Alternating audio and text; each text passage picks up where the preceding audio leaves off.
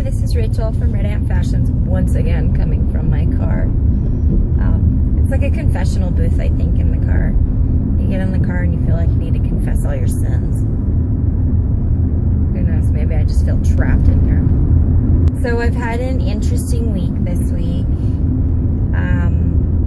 That ex-boyfriend, he gave me some of that stuff, and then after that, he decided he needed to come over to my house and help me with some electrical stuff and help me with stuff around the yard that I'm working on, which was very, very nice of him. But as usual, anytime that you accept someone's kindness, it always comes at a price, and it always comes with something. There's always a tagline or something. But he came over and he helped out, and then he moved some stuff that he's storing now at my place, and I'm not even sure what it is or why I have it. I don't even know. But I guess he's going through something.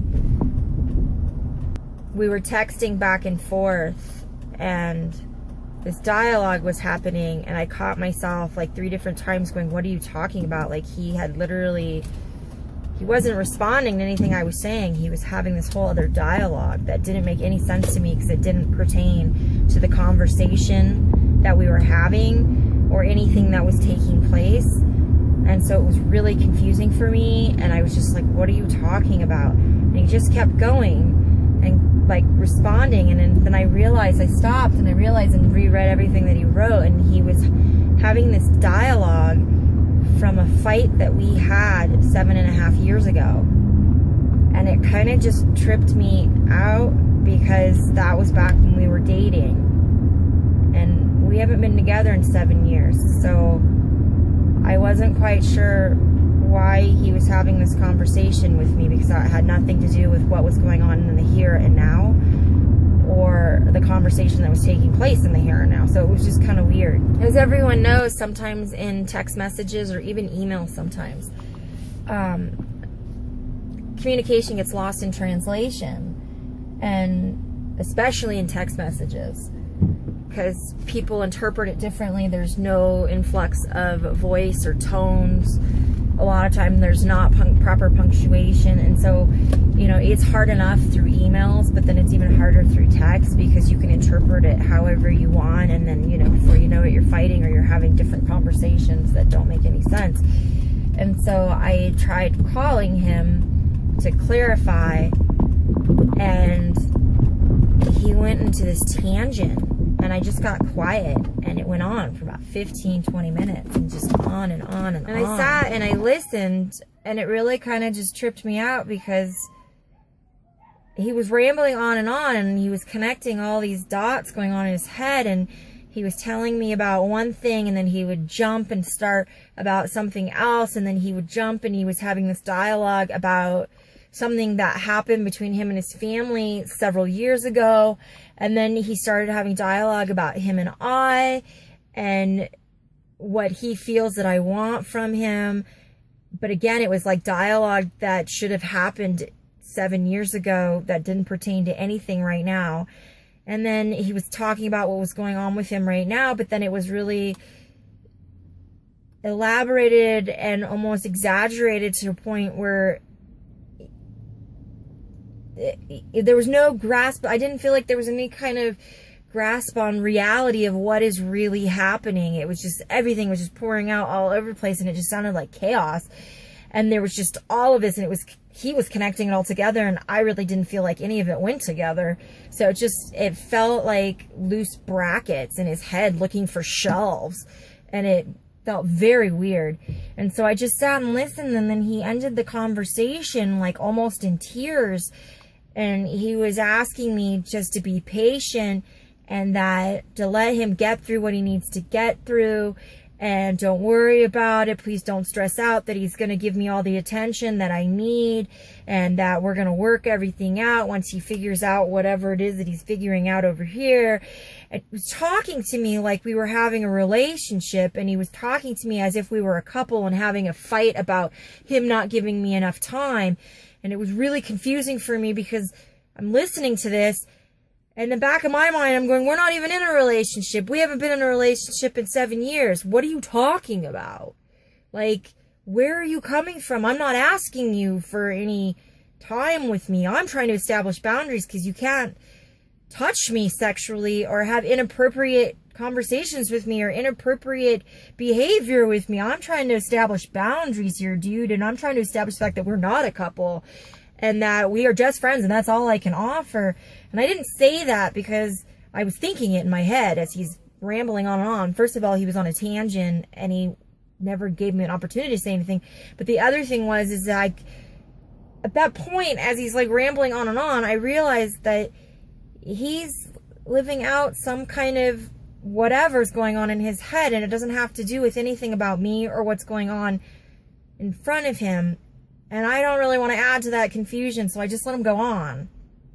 And there's no point in arguing with somebody who at that point is talking crazy.